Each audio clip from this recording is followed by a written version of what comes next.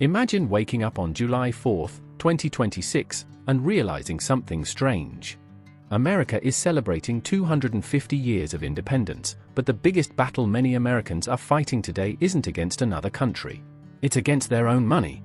Because after 250 years of building the world's largest economy, millions of Americans still feel financially trapped. High costs, rising debt, expensive homes, uncertain jobs. The question is, how did the country that created some of the biggest fortunes in history reach this point? The story of America's wealth is not just about money. It's about opportunity, risk, innovation, and the decisions millions of people make every day. When the United States was founded in 1776, the economy looked nothing like today. There were no giant corporations, no stock market as we know it, no retirement accounts, no digital banking. But over 250 years, America transformed from a small collection of colonies into a financial powerhouse. And the secret wasn't just resources or technology. It was one powerful idea: creating systems where ordinary people could build wealth. Think about the biggest companies in the world today. Many of them started as small ideas created by entrepreneurs taking huge risks. A garage, a small office, a simple invention. Companies like these created jobs, changed industries, and made early investors incredibly wealthy. But here's where the story gets interesting. The same financial system that created millionaires also created financial struggles for millions of people. Because wealth is not only about how much money enters your bank account. It's about what happens after. Two people can earn the exact same salary and end up in completely different financial situations.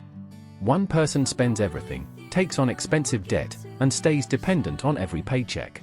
Another person invests, builds skills, buys assets, and lets time work for them. The difference is not always income. Often, it's financial behavior. And this is one of the biggest lessons from America's 250-year financial journey. Money rewards people who understand the rules. For example, someone who invested consistently in the stock market over decades didn't need to predict every market crash or become a Wall Street expert. They simply owned a piece of growing businesses and allowed compound growth to work. A small investment repeated for years can become something much bigger because money has the ability to create more money.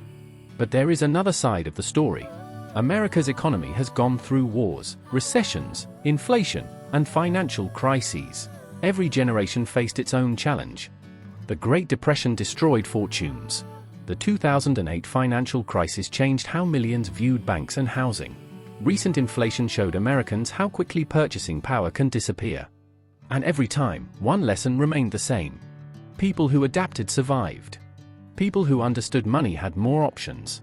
As America enters its next 250 years, the definition of wealth is changing. It's no longer just about owning a big house or having a high salary. Real wealth is flexibility. It's having investments. It's having valuable skills. It's having the ability to make choices without being controlled by financial pressure. Because the richest person is not always the one with the most money. Sometimes it's the person who owns their time. The future of America's economy will be shaped by technology, artificial intelligence, new industries, and new ways of creating income. But the basic principles of building wealth will remain the same. Spend less than you earn. Invest consistently. Avoid unnecessary debt. Keep learning. And think long-term. After 250 years, America's financial story proves one thing. Money is not just something you earn. It's something you build.